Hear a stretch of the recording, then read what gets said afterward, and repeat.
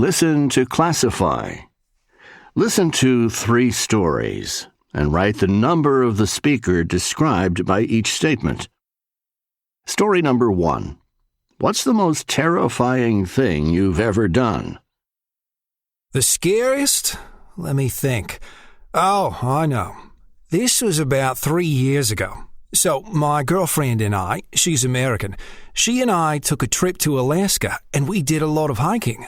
We're both pretty active, so we had a great time. But if you're going to hike in Alaska, one of the things you have to think about is bears. There are lots of them. So when you go to a park, there are signs that tell you to be careful and what to do if you see one. Apparently, if you see a brown bear, you shouldn't look at the bear, and you should slowly walk away. And if the bear comes towards you, you shouldn't run or move or make a sound. Anyway, one day we were hiking, and what do we see? A huge brown bear in the water. It was pretty terrifying. I mean, this bear was big, but it wasn't looking at us. It was too busy looking for fish to eat. So I took out my camera and started taking pictures. My girlfriend thought I was crazy, but the pictures were amazing and I didn't want to stop. Suddenly the bear looked right at us, and we didn't move. It looked really big now. We were both terrified. We both like excitement, but this was too much.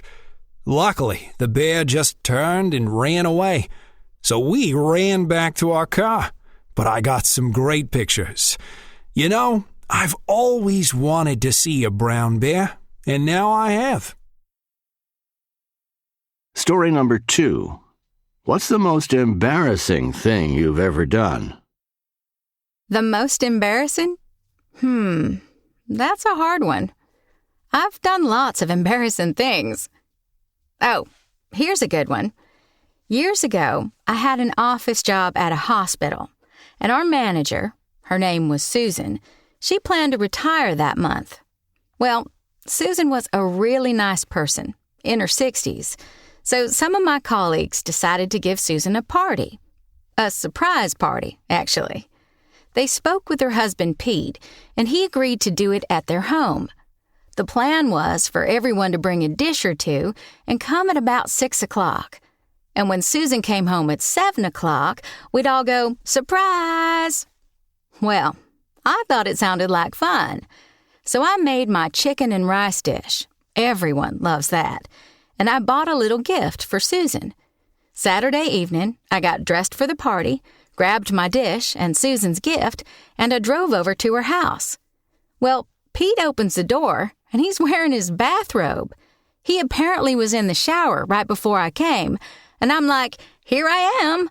And he has this funny look on his face and says, "Gee, I'm sorry. The party was yesterday." I was so embarrassed. Story number 3. What's the most amazing place you've ever seen? That's a good question. Let's see. Oh, of course. Definitely Machu Picchu. That's an amazing place in my country, Peru. It gets visitors from all over the world. Well, I've been there twice. Once when I was a student, and the last time was 2 years ago with a colleague from Egypt. She planned to go back home at the end of the year, so I offered to take her to Machu Picchu before she left. You probably know this, but Machu Picchu was built by the Inca people long, long ago, and the Inca architecture is amazing. If you're fairly active, you can hike for about 4 days along the Inca Trail, all the way to Machu Picchu. But we decided that the hike sounded too tiring, so we took the train from the city of Cusco. It's a long trip, but it's never boring because it's really scenic. After we arrived, we took a bus to Machu Picchu and walked around for hours. There's so much to see. The next morning, we got up very early to see the sun come up over Machu Picchu. I have to say it was not disappointing, just gorgeous. My colleague was really happy, and she took tons of pictures.